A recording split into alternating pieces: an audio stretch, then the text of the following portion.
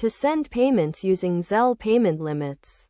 Start by understanding what Zelle is. Zelle is a peer-to-peer payment service that allows you to send money directly from your bank account to another person's bank account using their email address or mobile phone number. First, check if your bank or credit union is a Zelle partner, as this service is only available through participating banks and credit unions. If your bank is a partner, you can access Zelle through your bank's mobile app or website. Next, enroll in Zelle by providing the required information, such as your email address or mobile phone number and your bank account details. You will receive a verification code to confirm your enrollment. After enrolling, you can send payments by selecting the recipient's email address or mobile phone number and entering the amount you want to send. You will also need to review and confirm the transaction details before sending the payment.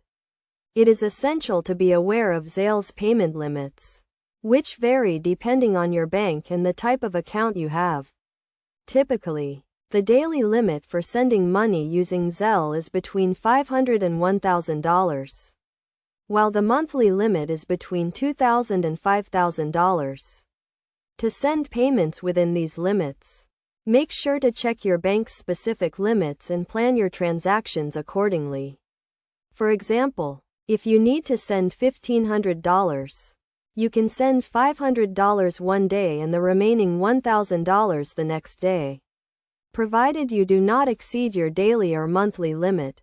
Best practices for using Zelle include only sending money to people you know and trust, keeping your account information and login credentials secure, and monitoring your account activity regularly to detect any suspicious transactions. In summary, sending payments using Zelle payment limits involves enrolling in Zelle through your bank, understanding the payment limits, and planning your transactions accordingly. By following these steps and best practices, you can use Zelle to send payments safely and efficiently.